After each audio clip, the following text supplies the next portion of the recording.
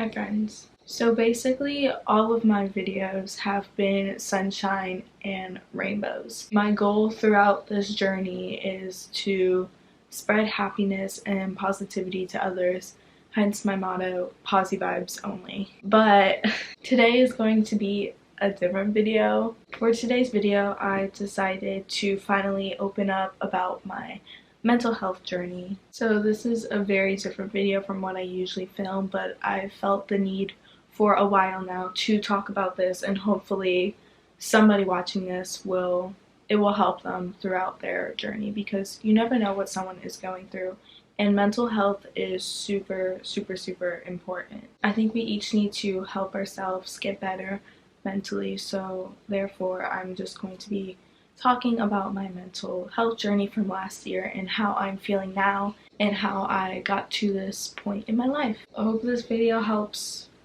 in some way. As long as it helps one person, I know I've done my job. I just wanted to share my story. So for a lot of people last year, my mental health began to decline in quarantine. I know this happened to a lot of people. I saw this on TikTok a lot, where people discussed how bad their mental health came once COVID came into our lives and took that effect on us. So this all started to take place around May 2020. At this time, I was quarantined, finishing off my senior year on Google Meets in my room. In the beginning of May, I had a close group of friends. However, these friends were all online. I made internet friends at the end of April, back in quarantine, from like a TikTok, saw it, got in a group chat and with them on iMessage, and then I became close with a group of 4 or 5 people, and I got to the point where we became so close that we were on Skype with each other every single day. A very unhealthy habits and all that stuff. It was to the point where I was on Skype 24 hours a day.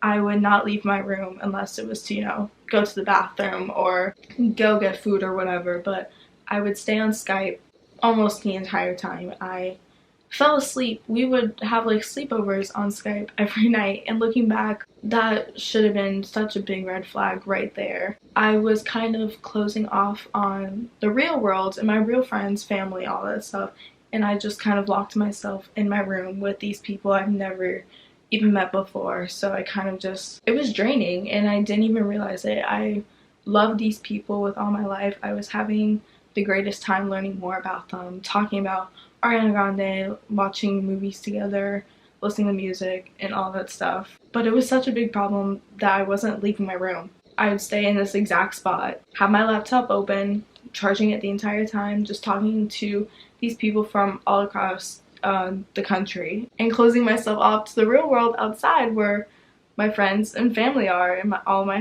hobbies I like to do. Just completely avoided that. I didn't really think it was affecting me until, I'm not going to get deep into this out of respect and privacy for some people, but it became, there were some situations that happened that I blamed myself for.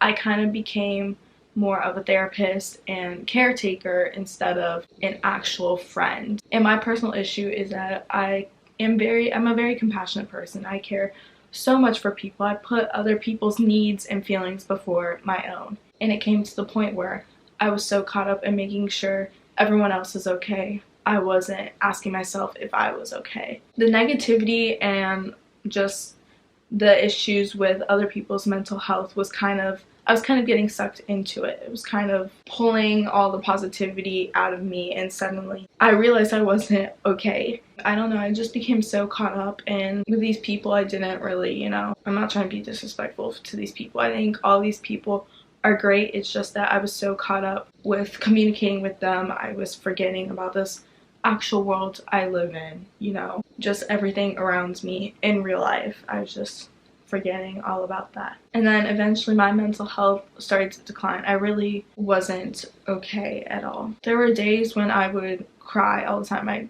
kind of cried myself to sleep. I just didn't like myself. I didn't like anything. I just really hated everything about myself, and I didn't know why I felt this way. And even when I go out and hang with my friends in the real world, because there'd be times when, you know, I go out and socialize with my actual friends and stuff, and there were times where I'd just be completely quiet in the back of the car. I felt numb, which was very rare for me because I'm an emotional person. I feel a lot of things. I have empathy, I have all this stuff, and times I felt nothing. Other times, you know, I have the time of my life with my friends. I'm actually enjoying myself for once, but the second I got home, closed the door to my room, completely broke down and felt awful. I didn't know the reasoning behind this. I kept wondering, what's wrong with me? Why am I not happy? I used to be such a happy person. I'd always be radiating positivity to everybody.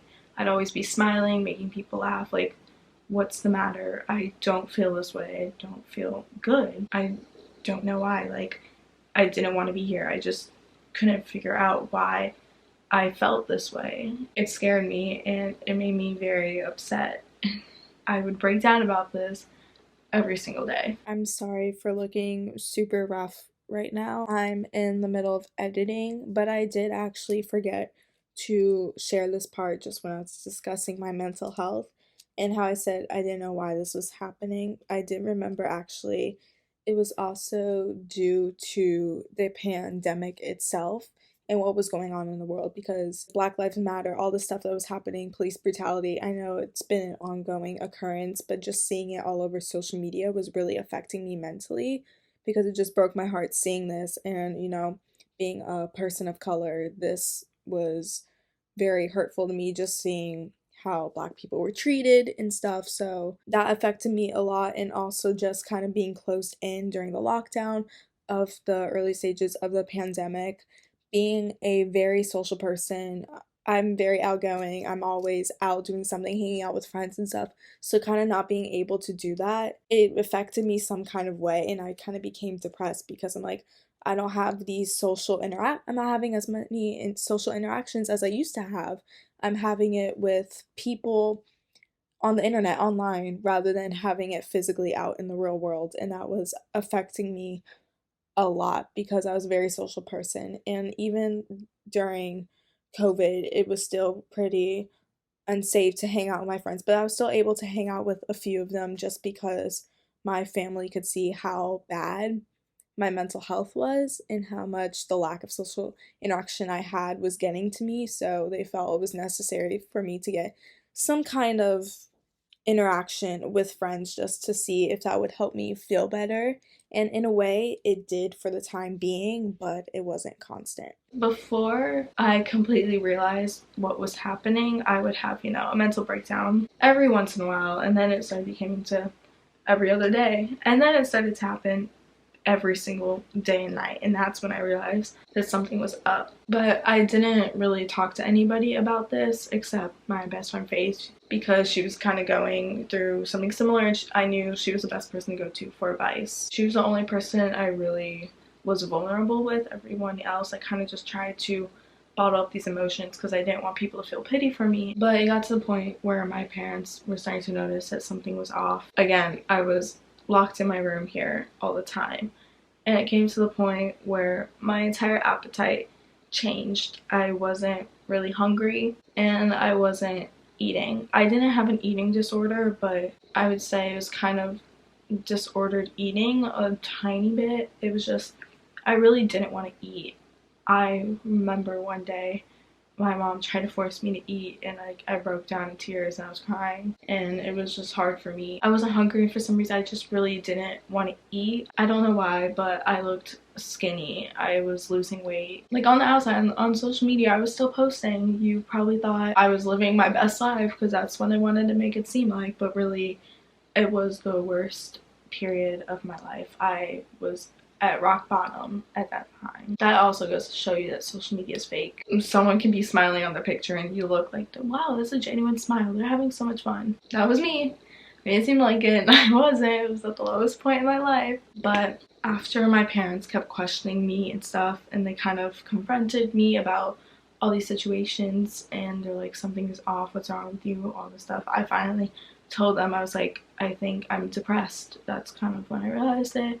Broke down in tears, and I was like, I don't know what's wrong with me. Like, I just don't know why I feel this way.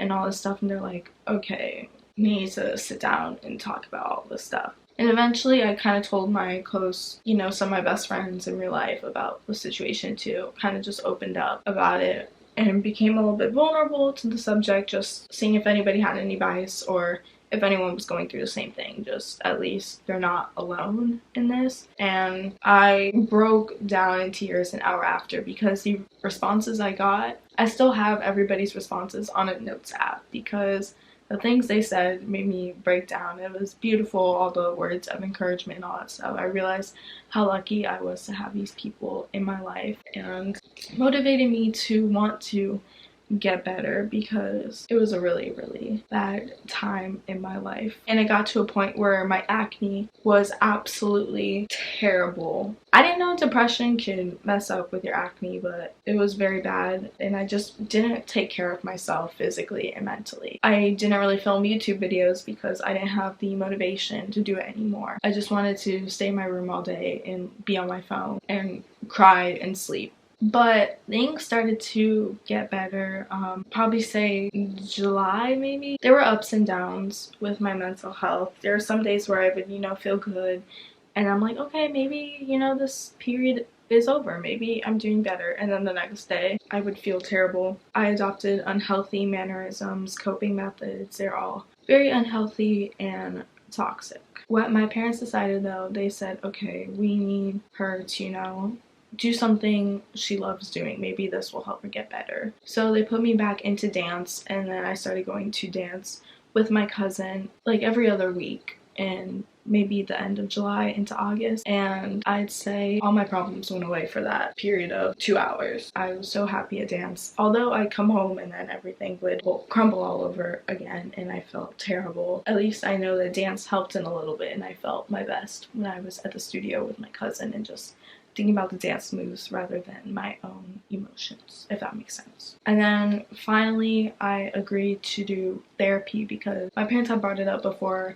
and friends have brought it up to me that I should do therapy, but I just really didn't feel comfortable sharing my thoughts and feelings with a complete stranger. But I finally agreed to it and I was super scared, and I think therapy is a great option to, you know, do when your mental health isn't good. But I'm going to be completely honest and candid about this. I really didn't like the idea of therapy. I loved my therapist and all. She was very, very, very nice, but I still felt uncomfortable and I kind of just wanted to get through with it and stuff, so I wasn't always honest about everything. I kept certain details out, or some days I'd just be like, oh, you know, I've been doing great, I've been doing what you told me, when I really haven't. And I know that's bad. Please, if you do therapy, please, please, please be completely honest. I just said all the stuff I needed to be done with it and to graduate therapy, I guess. I kept doing therapy and stuff, doing dance, and then I ended up moving to college in the middle of August. So I'm still doing therapy there online. I feel like moving away to a different environment, college, helped a lot in meeting new people. My mental health was still a little bit bad, but I'd say I was doing a lot better. I was eating and all this stuff. Like once I was at college, I was like, okay, everything's going great. And I got into spirituality, which also helped a great ton. I started meditating, started working with crystals, journaling, all that stuff. It helped so much. I feel like that was a big contribution in helping me get better.